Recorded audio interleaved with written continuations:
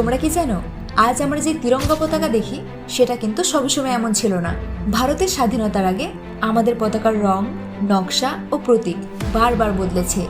কখনো ছিল সবুজ, হলুদ ও লাল, কখনো ছিল লাল ও হলুদ, আবার কখনো পতাকায় ছিল চরকা। কিন্তু এখন প্রশ্ন হলো যে কেন বারবার বদলানো হয়েছিল ভারতের পতাকা, আর কিভাবে সেই পরিবর্তনের মধ্যে দিয়ে আমরা পেলাম আজকের গেরুয়া, সাদা ও সবুজের তিরঙ্গা।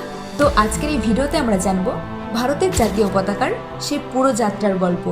প্রথমেই ভারতের জাতীয় পতাকার ইতিহাসের প্রথম দিকের গুরুত্বপূর্ণ অধ্যায় শুরু হয় 1906 সালের 7ই আগস্ট কলকাতায়। সেদিন পার্সিবাগান স্কোয়ারে একটি পতাকা উত্তোলন করা হয়েছিল। পতাকাটিতে ছিল সবুজ, হলুদ ও লাল এই তিনটি রঙের স্তর।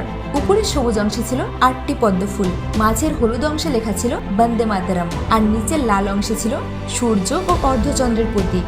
তবে একটা বিষয় মনে রাখা দরকার, এই পতাকাটিকে সরাসরি আজকের অর্থে ভারতের সরকারি জাতীয় পতাকা বলা ঠিক নয়। এটি ছিল ভারতীয় জাতীয় পতাকার প্রাথমিক ঐতিহাসিক রূপগুলোর একটি। এরপর আসে 1907 সালে আরেক পরিবর্তন। বিদেশের মাটিতেও ভারতের স্বাধীনতার আন্দোলনের সঙ্গেও পতাকার ব্যবহার শুরু হয়। এই সময়ে একটি গুরুত্বপূর্ণ পতাকায় ছিল সবুজ, হলুদ ও লাল রং এবং স্বাধীনতার আন্দোলনের সঙ্গে যুক্ত বিভিন্ন প্রতীক। অর্থাৎ পতাকা শুধু একটি কাপড়ের টুকরো ছিল না, এটি ধীরে ধীরে ভারতীয় স্বাধীনতার আকাঙ্ক্ষার প্রতীক হয়ে উঠেছিল। এরপর 1917 সালে আবার দেখা যায় নতুন ধরনের পতাকা। এই পতাকায় ছিল লাল ও সবুজ রং, পাশাপাশি ব্রিটিশ ভারতের সরকারের কিছু রাজনৈতিক প্রতীকও ছিল।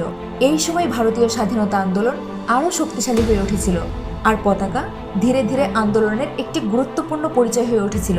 এরপর আসে ভারতের জাতীয় পতাকার ইতিহাসের সবচেয়ে গুরুত্বপূর্ণ পরিবর্তনগুলোর একটি।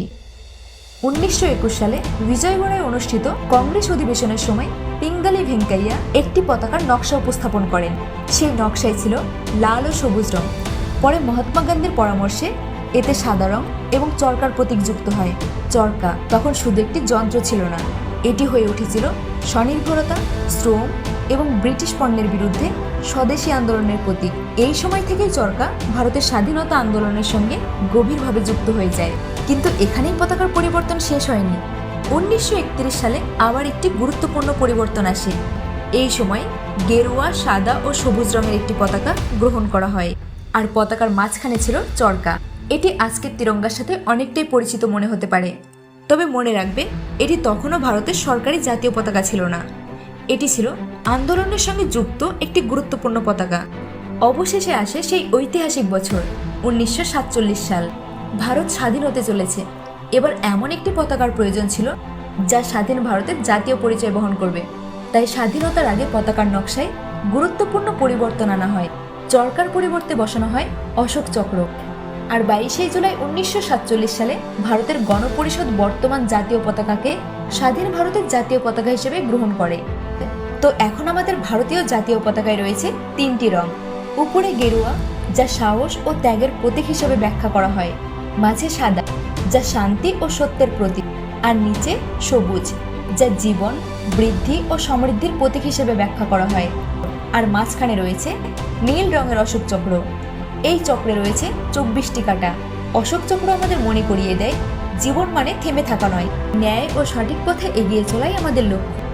তো এবার প্রশ্ন হলো যে একটা পতাকা এতবার কেন বদলানো হলো, তাই তো? দেখো, এর মূল কারণটা হলো যে ভারতের স্বাধীনতা আন্দোলনও সময়ের সঙ্গে বদলেছে। প্রথম দিকে পতাকার নকশায় ছিল বিভিন্ন প্রতীক ও রাজনৈতিক বার্তা। পরে চরকা হয়ে উঠেছিল স্বদেশী ও স্বনির্ভরতার প্রতীক। আর স্বাধীনতার সময় প্রয়োজন ছিল এমন একটি পতাকার যা শুধু একটি রাজনৈতিক দলের নয়, পুরো স্বাধীন ভারতের প্রতীক হবে। সেই কারণেই চরকার পরিবর্তে অশোক চক্রকে বেছে নেওয়া হয়েছে।